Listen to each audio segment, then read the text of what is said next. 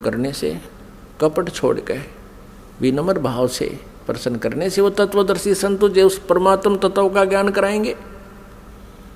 इससे ये भी सिद्ध हो गया कि गीता ज्ञानदाता उस पांचवें वेद से परिचित नहीं है, इसलिए उसने ऑप्शन छोड़ दिया कि आप उस ज्ञान को तो तत्वदर्शी संतों से समझो। तो परमेश्वर कबीर देव जी स्वयं आते हैं वो पूर्ण ब्रह्म तत्वदर्शी संत की भूमिका करने के लिए। उन्होंने 600 वर्ष पहले, क्योंकि परमेश्वर कबीर जी सन 1398 में यानी संवत 1455 विक्रमी संवत 1455 जून यानी ज्येष्ठ की पूर्णमासी को एक शिशु रूप धारण करके कमल के फूल पर विराजमान हुए थे काशी शहर में लहर तारा तालाब में। फिर लीला करते हुए बड़े हुए, उनको एक नीरू नीमा नाम के जुलाहा उठा ले गए थे। उसी व्यवसाय में मालिक रहने के कारण वो परमेश्वर जुलाहा धारणक कहाए। उन्होंने 600 वर्ष पहले अपने उस सूक्ष्म वेद में लिखा है, बताया है। उसको ये दास अब अपने शब्दों में परमात्मा के ज्ञान को आप तक पहुंचाना चाहेगा। परमेश्वर ने बताया है कि सबसे पहले केवल अकेले पूर्ण परमात्मा थे, कबीर देव थे। वो अनामय लोक में रहते थे, अनामय, और परमात्मा अकेले थे। उसके बाद परमेश्वर ने अन्य 3 लोकों की और रचना की। अकय लोक से नीचे वाला अनाम्य लोक कहो चाहे अनामी लोक कहो, अकय लोक कहो। अकय लोक से नीचे अगम लोक है, उससे नेक्स्ट अलख लोक है, और फिर उससे जो तीसरा स्थान नीचे सत्यलोक है, जिसको सनातन परमधाम कहते हैं। और सत्यलोक में परमात्मा सत्य पुरुष नाम से विद्यमान है। एक ही परमेश्वर ने अपने अन्य 3 रूप और बनाए। तो इस प्रकार प्रत्येक लोक में परमात्मा अलग अलग नामों से, अलग अलग स्थिति से स्वयं ही विराजमान हुए। अब सतलोक के अंदर सृष्टि रचना प्रारंभ की। अपने आत्माओं, जैसे केवल पृथ्वी लोक पर ही, इस पृथ्वी ग्रह पर ही सृष्टि जो है विद्यमान है, और अन्य ये जितने ग्रह हैं, मंगल ग्रह, बुध ग्रह, ये शनि ग्रह, ये सब खाली पड़े हैं। इसी प्रकार सतलोक के अंदर परमात्मा सत्य पुरुष कबीर देव जी, जिसको परम अक्षर ब्रह्म भी कहते हैं, उन्होंने वहाँ सतलोक में रचना शुरू की। एक वचन से 16 द्वीप बना दिए, 16 द्वीप, और फिर एक एक वचन से एक एक पुत्र की उत्पत्ति कर दी। उन 16 पुत्रों को प्रत्येक द्वीप में रहने का आदेश दे दिया, और अपने उन 16 पुत्रों में से एक पुत्र का नाम अचिंत है। अचिंत से कहा कुछ समय के उपरांत आगे सृष्टि रचना करो। परमात्मा ये दिखाना चाहते थे उन पुत्रों को कि समर्थ के बिना कोई भी प्रयत्न करता है वो सफल नहीं होता। कहते हैं ना, जिसका काम उसी को साजे और करे तो मूर्ख बाजे। अचिंत ने अपने वचन से एक व्यक्ति उत्पन्न किया, उसका नाम रखा अक्षर पुरुष। अब उस अचिंत ने अपने द्वारा उत्पन्न पुत्र को वचन से जो उत्पन्न किया था उसको ही अविनाशी पुरुष मान लिया, उसको अक्षर पुरुष नाम से संबोधित किया, और उसे कहा कि तू मेरा सहयोग करना सृष्टि रचने में। वहाँ परमात्मा ने प्रत्येक द्वीप में जब द्वीप रचना की, प्रत्येक द्वीप में मानसरोवर की भी रचना की। एक अलग से मानसरोवर भी, कॉमन मानसरोवर भी रचना की। तो वो अक्षर पुरुष मानसरोवर में जाके नहाने लगा, नहाते नहाते गहरा चला गया और वहाँ वो पानी में ही सो गया, निंद्रा आ गई। अपनात्मा सतलोक के अंदर श्वासों से शरीर नहीं है। बहुत समय तक वो बाहर नहीं आया। तब परमेश्वर कबीर देव जी ने उसी जल से जल लिया हाथ में, अपनी वचन शक्ति से उसको जादूगर की तरह एक अंडा बना दिया। उस अंडे में एक जीवात्मा प्रवेश करती, उस अंडे को छोड़ दिया उस मानसरोवर में। वो गड़गड़ गड़गड़ करता हुआ नीचे पहुंचा तो वो अक्सर पुरुष की जो अधूरी निंद्रा भंग होगी, जिस कारण से वो कुछ कोपित हो गया, उस कोपित दृष्टि से उसने अंडे की तरफ देखा कि किसने मुझे डिस्टर्ब किया है। उस कोप से वो अंडा फट गया, अंडा दो भाग हो गया, उसमें से ये ब्रह्म निकला। अब आगे चल के इसी इतिहास में, इसी लीला कहानी में, अमर कथा में, या सत्यनारायण कथा जो दास आपको सुना रहा है, अभी तक जो विष्णु जी को सत्यनारायण मानकर सत्यनारायण कथा कहा करते थे, वो सत्यनारायण कथा नहीं थी। अब ये है सत्यनारायण कथा। सत्यनारायण माने अविनाशी भगवान की कथा। तो उसमें से ये ब्रह्म निकला। आगे चल के आप 3 प्रभुओं से परिचित होंगे जो ब्रह्मा विष्णु महेश जी से भिन्न है। एक सर्वब्रह्म, इसको सर्वब्रह्म भी कहते हैं, सर्वब्रह्म। और दूसरा ये अक्षर पुरुष यानी अक्षर ब्रह्म। ये अक्षर पुरुष कहो तो अक्षर ब्रह्म कहो। और अंडे से निकला ये सर्वब्रह्म, सर्वब्रह्मन नाशवान, क्योंकि अक्षर पुरुष को तो अचिंत ने नाम दे दिया कि तो अविनाशी व्यक्ति उत्पन्न कर दिया मैंने, अक्षर पुरुष। अब वो स्वामी जितना हो जाता है फिर वही पुरुष प्रभु, पुरुष माने प्रभु भी कहते हैं। तो अक्षर पुरुष कहो या अक्षर ब्रह्म कहो, एक ही के 2 पर्यायवाची नाम है। इसी प्रकार सर पुरुष कहो, ये ब्रह्म जो अंडे से निकला ये सर पुरुष है, इसको सर ब्रह्म कहो, इसके पर्यायवाची नाम है। इसको ज्योति स्वरूपी निरंजन भी, काल भी, ये ब्रह्म ही आगे चल के काल भी कहा जाएगा। अब याद रखना, क्योंकि पुण्यात्मा जब तक आप इस इतिहास से परिचित नहीं होगे, सृष्टि रचना से, आप किसी भी सदग्रंथ को नहीं समझ सकते। तब परमेश्वर ने आदेश दिया उन दोनों को कि तुम बाहर आओ। अचिंत पुरुष तुम निंद्रा में थे, न वो अक्षर पुरुष तुम निंद्रा में थे, तुम्हें जगाने के लिए ये सब प्रोसेस अपनाया है, तुम बाहर आ जाओ। दोनों बाहर आ गए। अब परमात्मा ने अचिंत से कहा कि अचिंत, अब देख लिया तूने, समर्थ के बिना कोई कार्य सफल नहीं होता। अब तू तो इसको बाहर भी नहीं निकाल सकता था। और आगे से ध्यान रखना कि बीच में टांग अड़ाओ मेरी क्रिया में, इसलिए तुम्हें तुम्हारे सामर्थ्य से परिचित कराया है। तो अचिंत ने कान पकड़ दिए कि दाता हम कुछ नहीं कर सकते। अब परमेश्वर ने आदेश दिया उन दोनों को, किसको? सरपुरुष अर्थात जिसको सर्वब्रह्म भी कहते हैं, जो आगे चल के ब्रह्मा विष्णु महेश का पिता सिद्ध होगा इसी कथा में।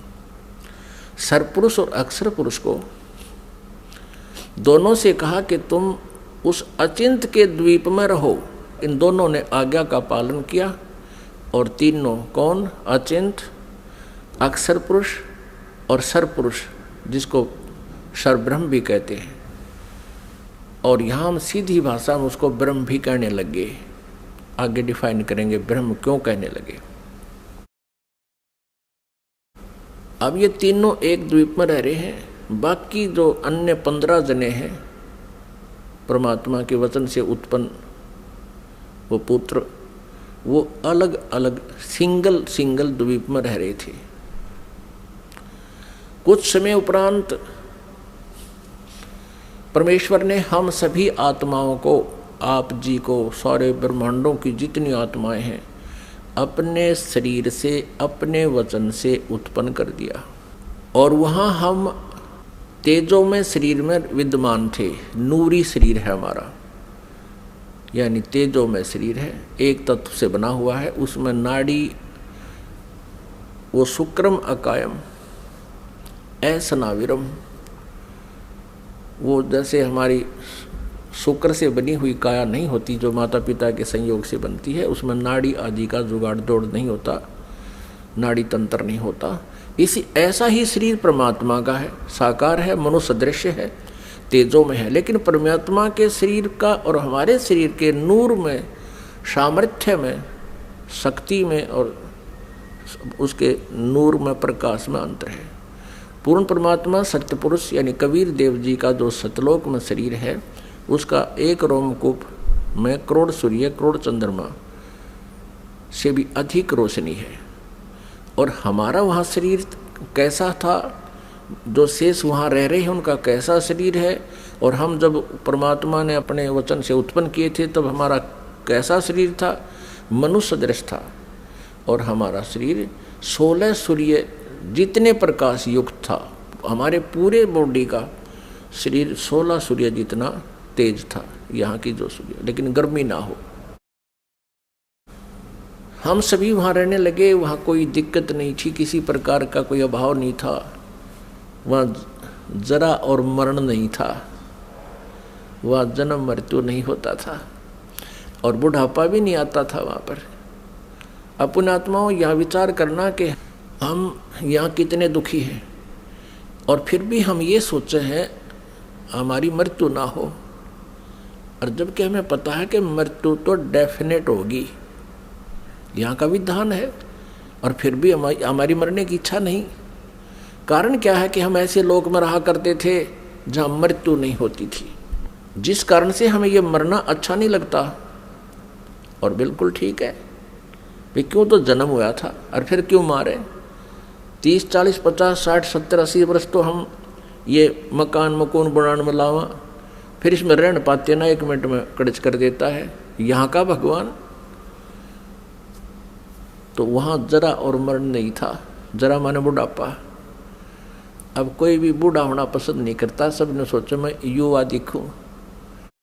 और ये बड़े बड़े नेता तो सर्जरी करा कर मेकअप करना चाहें, कब तक करोगे, 10 साल पाछे फिर फ्यूज होगे।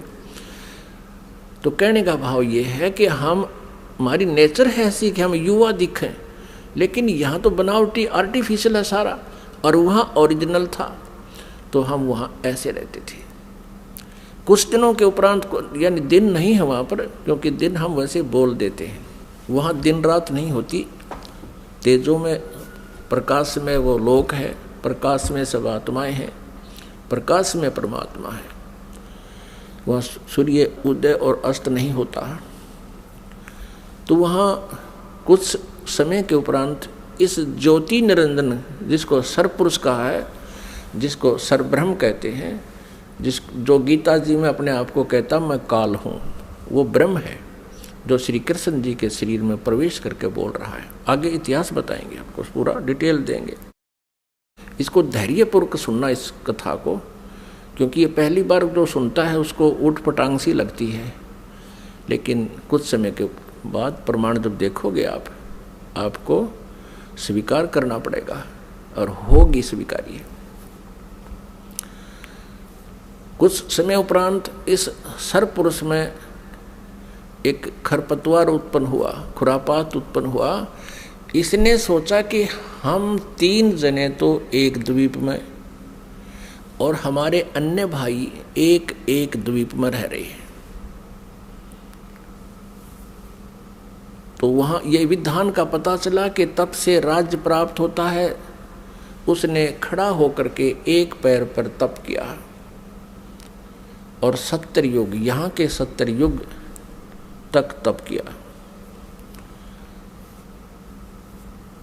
तब पूर्ण परमात्मा ने, सत्य पुरुष ने, कबीर देव जी ने पूछा कि पुत्र तू किस लिए ये तप कर रहा है, क्या इच्छा है तेरी।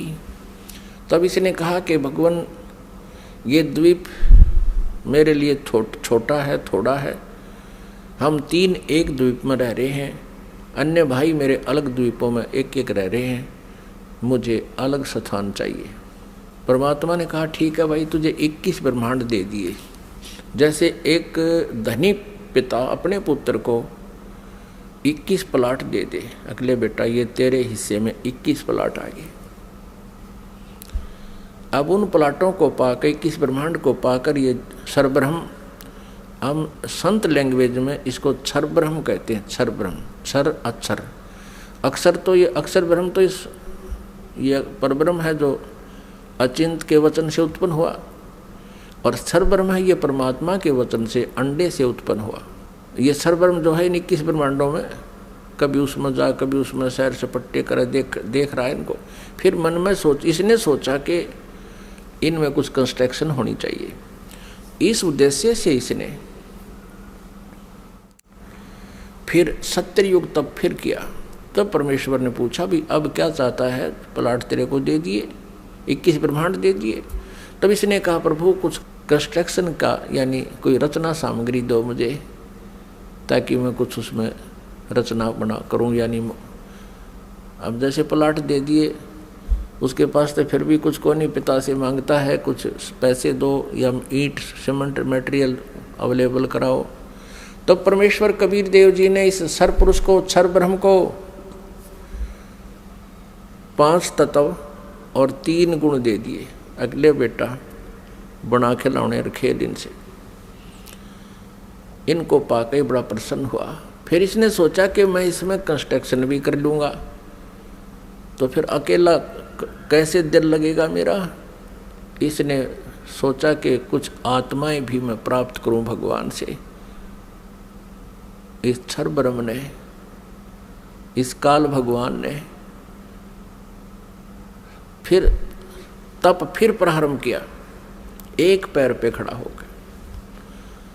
तो उधर से हम यहाँ इसके जाल में कैसे फंस गए, ये एक बहुत विशेष विचारणीय समय जो है ना बात है पुण्यात्माओं, एक विशेष विचारणीय विषय है कि हम क्यों फंसे। फिर चल इसने तो ऐसा कर लिया, प्राप्त हुआ अलग से, हम इसके साथ कैसे, हम जो फंसे हुए हैं ये इसके साथ फंसे हुए हैं, इस ब्रह्म के क्षर ब्रह्म के साथ हम यहाँ आ गए, जिस कारण से हम यहाँ दुख पा रहे हैं। अपने पिता को छोड़ आए जहाँ कोई अभाव नहीं था, कोई जन्म मृत्यु नहीं थी।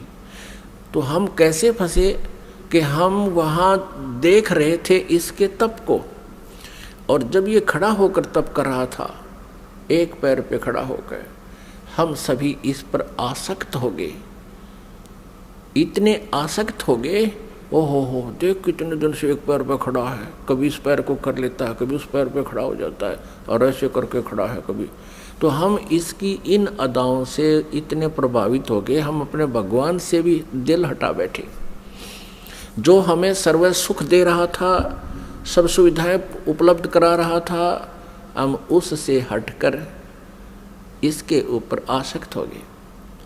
तो पुण्यात्माओं, यही बीमारी, यही स्वभाव आप और हम सभी को वहाँ से लगी थी। जैसे यहाँ के हीरो और हीरोइन, अभिनेता अभिनेत्री अपने पेट के लिए, रोजी रोटी के लिए एक्टिंग करते हैं, अदाएं करते हैं, उछल कूद करते हैं, और ये युवा वर्ग बच्चे उनको देखकर इतने आसक्त हो जाते हैं, पूछो मत।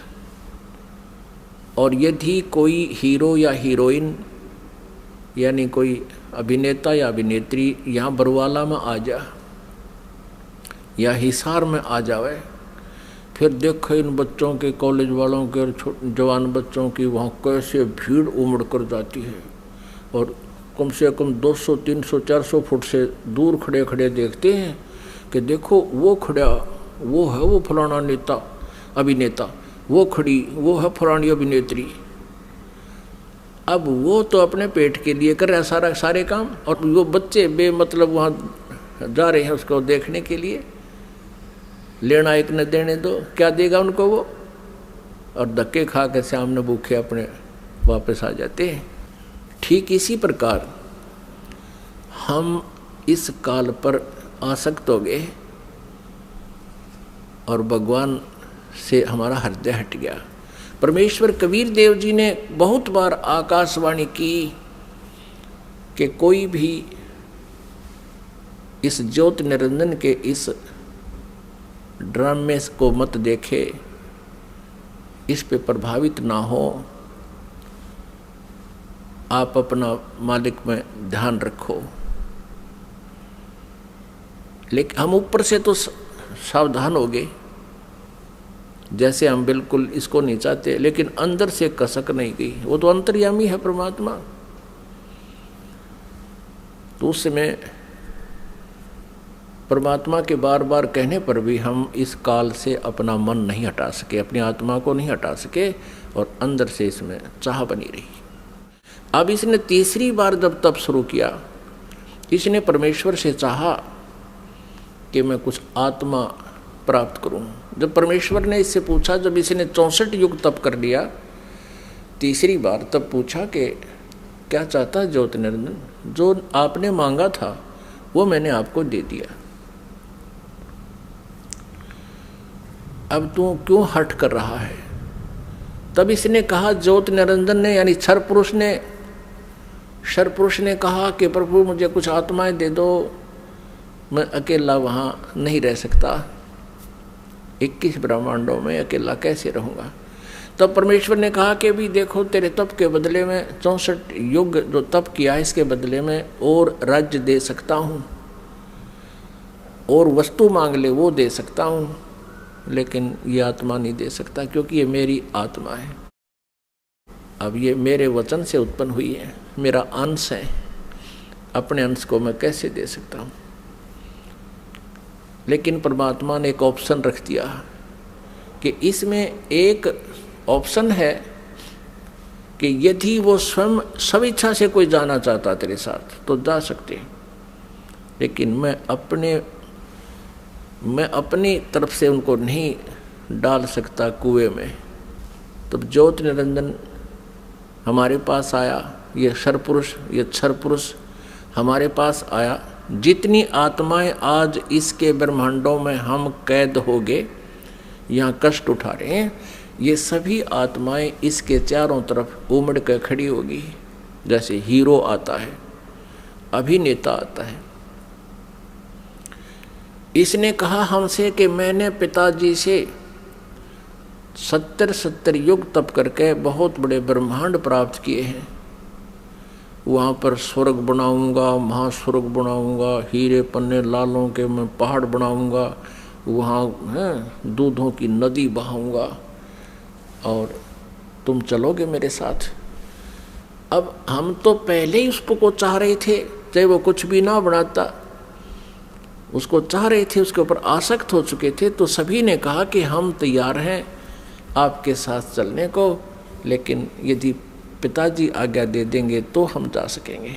इस क्षर पुरुष ने परमेश्वर कबीर देव जी से, पूर्ण ब्रह्म से, परम अक्षर ब्रह्म से प्रार्थना की। आकर के वापस प्रभु के पास जाकर के करबद्ध खड़ा होकर के कहा कि परमेश्वर, कुछ आत्माएं मेरे साथ जाने को सहमत है। परमात्मा ने कहा, परमेश्वर कबीर देव जी ने कहा कि मेरे सामने हाँ भरवा दे, तब मैं मानूं, तब भेज दूंगा। अब परमेश्वर आए, कबीर देव जी हमारे पास, साथ में ज्योति निरंजन भी आया। परमेश्वर कबीर देव जी ने, परम अक्षर ब्रह्म ने पूछा कि आत्माओं जो ज्योति निरंजन के साथ यानी क्षर पुरुष के साथ जाना चाहते हैं, वो हाथ खड़ा करके स्वीकृति दें। अब अपने पिता के सामने हिम्मत नहीं पड़ी किसी भी आत्मा की इतना ढीठपना करें, सबने नीची गर्दन कर दी। तब परमेश्वर ने कहा कि अरे ज्योति निरंजन, अरे क्षर पुरुष, आप तो कह रहे थे कुछ आत्माएं तैयार हैं, ये तो कोई भी नहीं बोल रहा, सन्नाटा छा गया। तब एक आत्मा सबसे पहले खड़ा हुआ। उसने सोचा कहीं आम रह जावा यहीं पर। उसने खड़ा होकर कहा कि पिताजी, हाँ, उसने हाथ खड़ा किया कि पिताजी मैं जाना चाहता हूँ। फिर तो हम जैसे सारे सोचा कदे हम पीछे रह जाए, हमने भी सब न कर दिया, ऐसे सब ने हाथ खड़े कर दिए। जितने भी खरबों अनगिन यहाँ पर आए हुए हैं, अकाउंटिंग नहीं कर सकते, इतने जीव आ गए इसके अलावा से। परमात्मा के पास तो सब अकाउंटिंग है, सब उनकी डिटेल है, लेकिन हम नहीं कर सकते जीव संज्ञा। जितने भी 21 ब्रह्मांड में प्राणी हैं ये सब सतलोक से आए हैं, चाहे चींटी है, चाहे हाथी है, रंक है या राजा है, किसी भी पशु पक्षी की योनि वो जीव जंतु की भोग रहा है। तब परमेश्वर ने कहा भी ठीक है, ज्योति निरंजन, जिन जिन ने तेरे साथ आने का हृदय से चाह की है, सब इच्छा से तेरे साथ जाना चाहते हैं, उनके सब के नंबर नोट मैंने कर लिए, वो मेरे पास है। आप जाओ अपने ब्रह्मांडों में, क्योंकि ये ब्रह्मांड पहले वहीं थे सतलोक के एक लास्ट कोने में, बिल्कुल एकांत स्थान पर सतलोक में, और हम रह रहे थे उस मेन सतलोक में। जैसे एक तो बाहरी विलेज हो दिल्ली क्षेत्र के, दिल्ली राज्य के, एक शहरों का स्थान बीच में मध्य स्थान हो, हम वहाँ रह रहे थे। और इस काल के थे बाहरी दिल्ली, समझ लो वहाँ 21 ब्रह्मांड थे। ये निरंजन चला गया वहाँ पर अपने ब्रह्मांडों में, ये क्षर पुरुष, इसको ज्योति निरंजन भी कहते हैं, इस काल, इसको काल भी कहते हैं। आगे चल के ये इसके कई नाम रखे जाएंगे इसी कहानी में। तो उधर से परमात्मा ने क्या किया, जिस आत्मा ने सर्वप्रथम हाथ खड़ा कराया था, स्वीकृति दी थी क्षर पुरुष के साथ जाने की, परमेश्वर ने उसका एक युवा स्त्री रूप बना दिया, लेकिन उसको प्रजनन इंद्रिय नहीं लगाई। और सभी आत्माएं जो उसके साथ आना चाहती थी, सब इच्छा से स्वीकृति दी थी, उन सब को बीज रूप बनाया अपने वचन से, और दुर्गा के अंदर प्रवेश कर दिया। जैसे आजकल तो इस मार्ग को समझना बहुत आसान है। ये डॉक्टर लोग क्या करते हैं, जैसे बताते हैं कि एक ग्राम ब्लड में बिरानी कितने 80 लाख बिरानी 50 लाख जीवाणु तो एक टाइप के होते हैं, अन्य और टाइप के, और उस ब्लड को दूसरे में डाल दिया जाता है, या तो वो और बढ़ जाते हैं, दूसरे में डाले जा सकते हैं ऐसे जीवाणु भी। तो ऐसे ये व्यवस्था समझो, परमात्मा ने इस लड़की जो युवा बनाई थी उसका नाम रख दिया प्रकृति देवी। उसको माया भी बोलते हैं, आदि माया, प्रकृति देवी कहो, आदि माया कहो। आगे चल के यही अष्टंगी कहलाई और यही दुर्गा कहलाई। अब इसको श्री दुर्गा कहें, श्री दुर्गा जी के शरीर में प्रवेश कर दिया सभी आत्माओं को, और कहा बेटी मैंने तेरे को आशीर्वाद दे दिया है। परमेश्वर ने कहा कि बेटी मैंने तेरे को आशीर्वाद दे दिया है, और सभी आत्माएं तेरे अंदर प्रवेश कर दी हैं, और आप वहाँ जाइए ज्योति निरंजन के पास, और जितने भी वो जीव कहे अपने वचन से उत्पन्न कर दिए नर और मादा, ये कहकर उतने ही वो सामने प्रकट हो जाएंगे। और परमेश्वर ने अपने पुत्र सहज दास को, जो उन 16 पुत्रों में से जो सर्वप्रथम उत्पन्न किए थे उनमें से एक था, सहजदास से कहा कि पुत्र अपनी बहन को साथ ले जाओ और इस ज्योति निरंजन के पास छोड़ आओ, क्षर पुरुष के पास छोड़ आओ। इसको क्षर पुरुष भी कहते हैं, ज्योति निरंजन भी कहते हैं। यही आगे चल के गीता में जो कहता मैं काल हूँ, ये वो काल है, वहाँ छोड़ आओ।